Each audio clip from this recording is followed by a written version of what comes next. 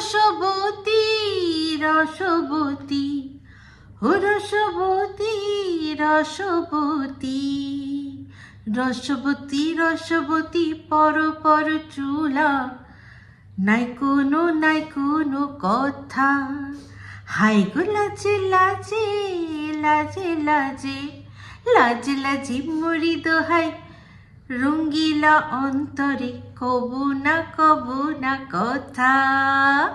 High, আমি Ipsita, welcome back to my channel. চলে এসেছি আমার একটা নতুন ভিডিও নিয়ে।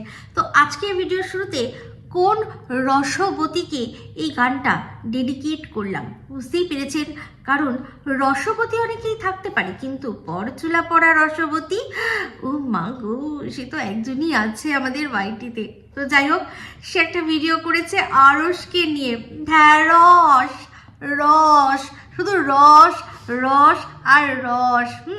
তো ঢ্যাঁড়স এসে গেছে, কি আনন্দ কি আনন্দ। হ্যাঁ, আরসের নাম ঢ্যাঁড়স। হ্যাঁ, ঢ্যাঁড়সটা তো বলবেই, কারণ ঢ্যাঁড়সের মধ্যেই তো শেষে রস থাকে, মানে বানানের শেষেও রস থাকে, ঢ্যাঁড়সের ভেতরেও জানেন কিরকম, ঢ্যাঁড়স কাটলে শুধু অনেক কিছুই বেরোয়, তাই না? তো সেই জন্য ঢ্যাঁড়স।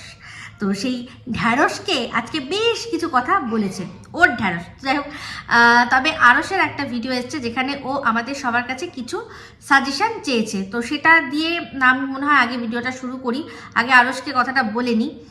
যেরকম কিনা ও বলছে যে কি মনে হয়, কি সুবিধা এই যে আমি ফেস দেখিয়ে ভিডিও করছি, সেটা ভালো নাকি আমি যেরকমভাবে ভিডিও করতাম সেরকমভাবে ভালো? কারণ ও বলছে যে ওর বাড়িতে কিন্তু কিছু রেস্ট্রিকশনস রয়েছে, মানে এই যে মুখ দেখিয়ে যদি ও ভিডিও করে, তাহলে বেশি সংখ্যক মানুষ আর কি যারা ওকে এমনি মুখ দেখে চেনে, তারা হয়তো অনেকে ওর ওই ভিডিও দেখে বুঝতেও পারে না যে নেপথ্যে ওর গলা আছে। কিন্তু এখন থেকে যদি ও সামনে এসে ফেস দেখিয়ে ভিডিও করে, তাহলে ওর আত্মীয় স্বজন ওকে চিনে যেতে পারে, সেটা নিয়ে হয়তো তাদের আপত্তি থাকতে পারে যে কি দরকার আছে ইউটিউব করা, বা নানান রকমের নানান থাকতে পারে না। তো যাই হোক, সেখানে ও বলছে যে আপনারা সাজেস্ট করুন আমার কি করা উচিত। তো আমি একটাই কথা বলবো, সেটা হচ্ছে গিয়ে যে বাড়িতে যদি আপত্তি থাকে যে না তুমি মুখ দেখাবে না, তাহলে আমার মনে হয় বাড়ির বড়দের কথা শোনা উচিত। আর যদি মনে হয় বাড়ির বড়দেরকে মানিয়ে গুছিয়ে ও করতে পারবে ফেস দেখিয়ে ভিডিও করলে কোনো অসুবিধা নেই। সেক্ষেত্রে যদি যা ভিডিওর মধ্যে থেকে দেখছে সেটা দেখিয়ে ও ভিডিও করে, অসুবিধা কি আছে? যে আত্মীয় স্বজন আছে তাদেরকে বলবে যে আমি তো যা একজনের ভিডিও দেখে সেটা আমি রিয়াকশন ভিডিও দিই, আমার মনে হয় সেটা সবচেয়ে ভালো। সেক্ষেত্রে তোমার কি হবে, তোমার লিমিটেশনও বাধা থাকবে, তুমি জানবে যে ঠিক তুমি কতটা বলবে, ঠিক তুমি কতটা বলবে না। তুমি আরও বেশি, তোমার বয়স অনেক ছোট, তুমি আরও বেশি দায়িত্বশীল হতে পারবে সেটার ক্ষেত্রে। তোমার নিজের ফেস ভ্যালু যাকে বলে, তো ফেস ভ্যালু যাতে নষ্ট না হয় সেটার দিকে তুমি আরও বেশি সচেষ্ট থাকবে। সেক্ষেত্রে তুমি যে আগে আমাদের বলতে যে আমরা তো এখন পোলাপান, অবশ্যই তোমার যা বয়স তোমার পোলাপানের মতোই বয়স। তো সেক্ষেত্রে পোলাপানদের কি হয়, ভুল হয়। তো যদি তুমি সামনে থেকে কথা বলো, তাহলে সেক্ষেত্রে তোমার ভুল হওয়ার চান্সেসটা অনেক কম থাকবে। তোমার মাথায় থাকবে যে আমি ভুল কথা বললে আমার ফেস ভ্যালুটা নষ্ট হবে। সেক্ষেত্রে আমার মনে হয় তুমি অনেক বেশি দায়িত্বশীল হবে। আর বাদবাকি আমার কিন্তু তোমার ওই ভিডিওর সাথে যে ব্যাকগ্রাউন্ডে তোমার গলা পাওয়া যায়, সেটা দেখতে কিন্তু আমার ভীষণ ভালো লাগে, খুব ভালো লাগে। সেটাও করতে পারো যদি বাড়িতে পারমিশন মুখ দেখিয়ে ভিডিও করতে না দেয়। আর যদি মুখ দেখিয়ে ভিডিও করো, তাহলে আমি বলবো যে তুমি অবশ্যই তোমার মুখ যাতে কোনোভাবে তার ফেস ভ্যালু নষ্ট না হয় সেটা মাথায় রেখে ভিডিও করবে। অবশ্যই অ্যাজ আ বড় দিদি তোমার সবসময় যেমন আশীর্বাদ দেবো, তেমনি শাসনও করব। তুমি জানো নিশ্চয়ই যে ভালোবাসে, যে সোহাগ করে, সে কিন্তু শাসনও করে। তো যদি ভুল হয় ধরিয়ে দেবো। তো দুটোই অপশান দিলাম। দেখো আমার ক্ষেত্রে যেটা তোমাকে অনেকে ওখানে লিখেওছে, যেরকম তুমি ভিডিও করতে সেরকম করলেও কোনো আপত্তি নেই। আর যদি তুমি সামনে থেকে এসে ভিডিও করো, তাহলে তো কোনোই ব্যাপার না, অবশ্যই কোনো অসুবিধা নেই। তো তুমি এবার বাড়িতে সবচেয়ে বড় কথা হচ্ছে বাড়ি যা বলবে সেটাই শেষ কথা। বাড়ির লোকদের মা বাবা তারা যা বলবেন সেটাই সবচেয়ে বড় কথা। বাদবাকি আমরা সবেতেই আছি। তুমি ফেস দেখিয়ে ভিডিও করলেও আছি, তুমি ফেস না দেখিয়ে যেরকমভাবে ভিডিও করতে সেরকম করলেও আসি। আমাদের তরফ থেকে একদম হাড়ি ঝান্ডি। আমি আশা করছি আপনারা সবাই এখানে আমার সাথে একমত হবেন, তাই তো? তো চলে আসি এবার। কি মানে কি একটা লজ্জা মিশ্রিত একটা আনন্দ আরসকে দেখে। বাবা, ওয়াইটির দালালের কি আনন্দ হয়েছে। গান গিয়েছে, ভিলেনের গান দিয়েছে, এই ভিলেন। হ্যাঁ, ভিলেন কেন বলেছে বলুন তো? কারণ হিরোদের কিন্তু লিমিটেশন থাকে। হিরো অনেক কিছু চাইলেও করতে পারে না, যেটা কিনা ভিলেন করতে পারে। ভিলেন কিন্তু ভালোবাসা মন্দবাসা ওইসবের ধার ধারে না। ভিলেনের যদি মনে হয় এমনি কাউকে তুলে নিয়ে করে টাক করে যা হোক একটা কিছু হয়ে যাবে, ঠিক আছে, কিন্তু হিরো কি হবে, হিরো কারোর সাথে ভালোবাসতে হবে, তারপর গিয়ে তার সাথে কোনো রকমভাবে জড়াতে পারে, কিন্তু ভিলেনের কিন্তু কোনো লিমিটেশন নেই। তো এই যুগে হিরো বোকারা হওয়া উচিত ভিলেন। ভিলেন একদম হাত পা ছাড়া, তার কোনো লিমিটেশন নেই, সে পাপ পুণ্য কোনো কিছুর বিচার করে না। তাই আমাদের দালাল চায় আরশকে একদম ভিলেন হতে বলছে। এই ভিলেন গান গেয়েছে সেই জন্য ভিলেনের। তো বলছে সবচেয়ে বড় ভিলেন। তো ওটা যে একটা ছোট্ট করে চিমটি কেটেছে, সেটা আমরা সবাই বুঝতে পেরেছি। এই ভিলেন, এই ভিলেন, এই ভিলেন। তো যাই হোক, আমি জানি আমরা যাই চাই না চাই, দালাল তো এটাই চাইবে যে আরও যেন মুখ দেখিয়ে ভিডিও করে। সেরকমভাবে বললোই যে এইবার শুরু হয়েছে তোর আসল ইউটিউব জার্নি, মানে তুই কিন্তু এরকমভাবেই ভিডিও করবি, একটু তোর মানে ফেসটা দেখেই তোর কথাটা শুনতে চাই, ও বুঝিয়ে দিল। তো যাই হোক, সেটা তো ওর বক্তব্য, আমরা আমাদের বক্তব্য রেখেছি।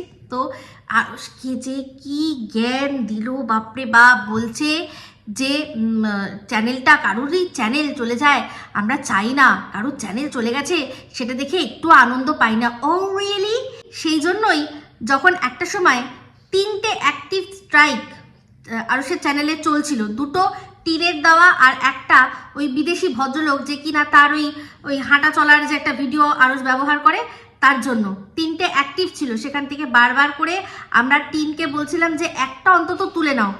আর ওদিকে কি করা হচ্ছিল, ওদিকে ওই বিদেশি ভদ্রলোককেও সবাই মিলে আমরা গিয়ে ওনাকে বলছিলাম যে প্লিজ আপনি তুলে নেবেন। সেখানেও এরা বারবার সবাই বলেছে না তুলবে না, তুলবে না, একদম তুলবে না, এই ছেলেটি ভীষণ বাজে, এরকম করে বোঝানোর চেষ্টা করেছে। কিন্তু শেষমেশ কি হয়েছে, ওই ভদ্রলোক কিন্তু বুঝে সে ওই স্ট্রাইকটা তুলে নিয়েছে।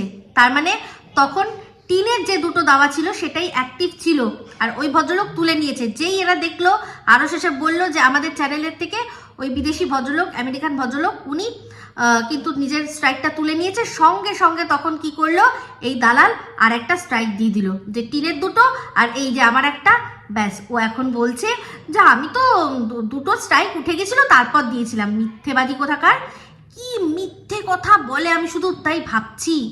টিনের 2টো ছিল, তারপর ও একটা ফেক স্ট্রাইক দিল যে ও তুলে নিয়েছে, ওই ভদ্রলোক আমেরিকান ভদ্রলোক তুলে নিয়েছে, তো কি হয়েছে, এইবার দেখ তোর চ্যানেল যাবে। সে কি উল্লাস, সে কি উল্লাস, সে মানে মহিষাসুর যেরকম হাসে হা হা হা করে ওই রকম হাসছিল, কি মানে উল্লাস করছিল যে এইবার তো চ্যানেলটা তোর গেল দেখ। কিন্তু কি হলো, উল্টো পাশা এমন পড়লো যে এই দালালের চ্যানেল থেকে, ব্লগ চ্যানেল থেকে হাইয়েস্ট ভিউড যেই ভিডিওটা, যেটা দিয়ে ও ফেক স্ট্রাইক দিয়েছিল, সেটা উড়ে গেল। কারণ আরশ ওই যে ভিডিও ফুটেজটা ব্যবহার করেছিল মন্দিরার ভিডিও থেকে নিয়ে। তো ফেক স্ট্রাইক দিয়ে তার চ্যানেলটা খেয়ে নিতে চেয়েছিল।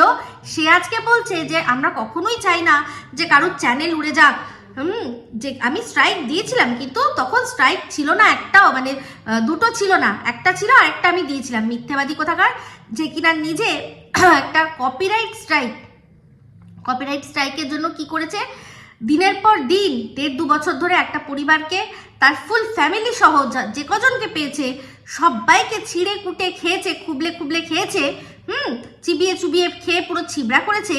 সে এখন বলছে যে আমি চাই না কারোরই চ্যানেল আর কি নষ্ট হয়ে যাক। এত বড় মিথ্যেবাদী। তো যাই হোক, তারপর বললো যে সবাই কেউ এখানে কারুর নয়, এখানে কেউ কারুর নয়, তাই যে যা বললো সেই দিয়ে ভিডিও করতে বসে যাস না, নিজেরটা বোঝ। তো সেক্ষেত্রে বোঝানোর চেষ্টা করছে, ওদের বক্তব্য এটাই যে জবের থেকে এই মিমের ঘটনা তুলে ধরেছিল, তবের থেকেই নাকি এই আরশের চ্যানেলটা নষ্ট করেছে কে না, ওরা ইঙ্গিত করছে সঙ্গীতা ম্যাডামের দিকে।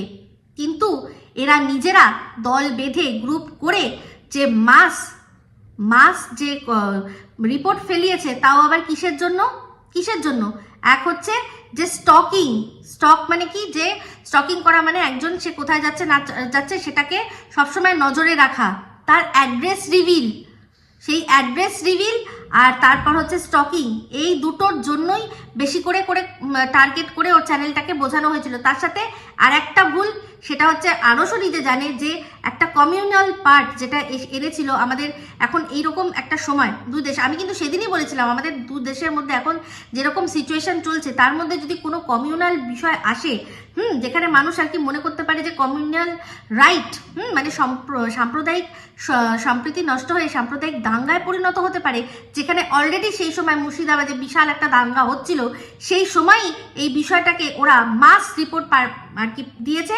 সঙ্গে সঙ্গে তৎপর হয়ে ওর চ্যানেলটাই ইউটিউব ডিলিট করে দিয়েছে, যাতে পাছে এখানে কোনো নতুন করে আবার দাঙ্গা শুরু না হয়ে যায় হিন্দু মুসলিমের মধ্যে।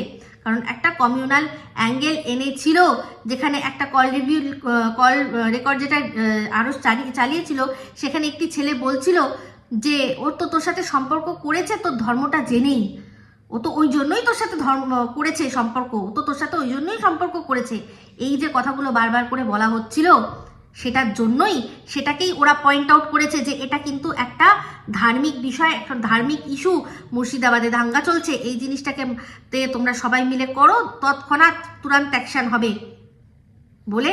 আর সেখানে আপনারা ভালো করেই জানেন ওয়াইটিতে অনেকেই আছে যাদের কিনা টিনের দলে, যাদের মিলিয়ন চ্যানেল আছে, যাদের মানে ভিউজ হোক না হোক কিন্তু সাবস্ক্রাইবার ভালো আছে, ইউটিউবের কাছ থেকে পার্সোনাল ম্যানেজার পায়।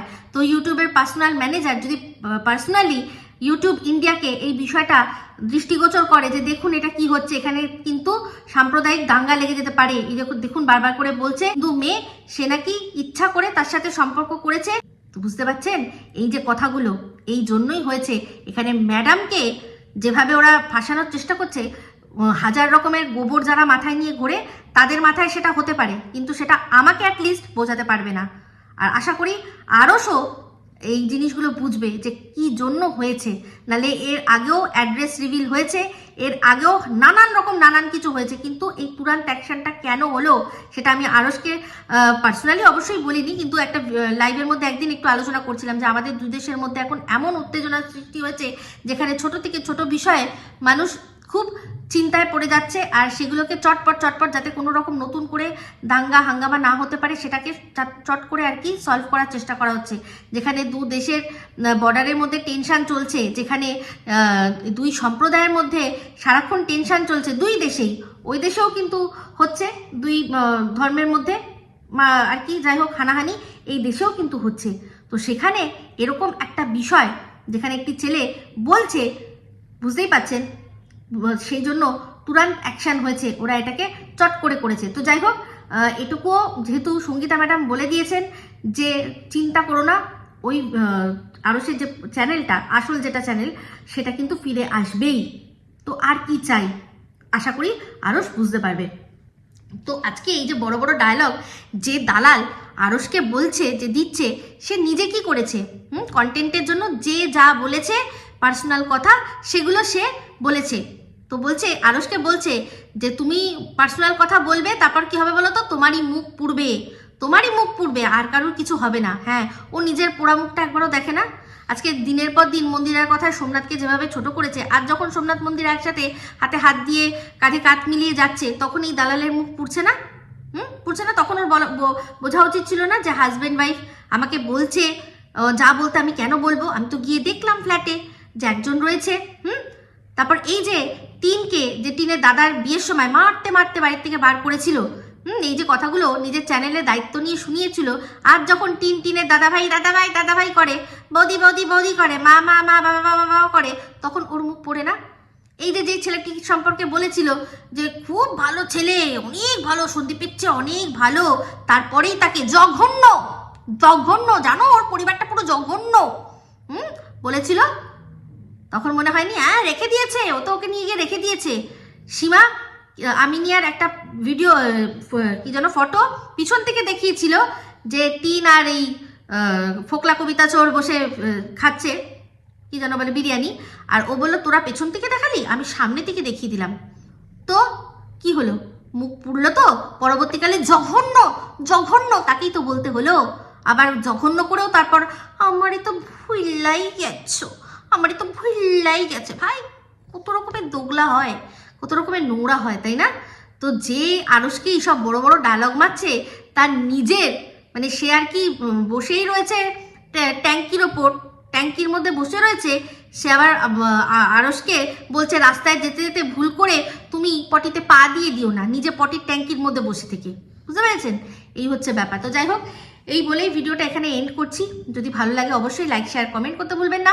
যারা চ্যানেলটা সাবস্ক্রাইব করেননি তারা সাবস্ক্রাইব করে নেবেন। সবাই ভালো থাকবেন, সুস্থ থাকবেন। আবার আসি খুব শীঘ্রই নতুন ভিডিও নিয়ে। টাটা।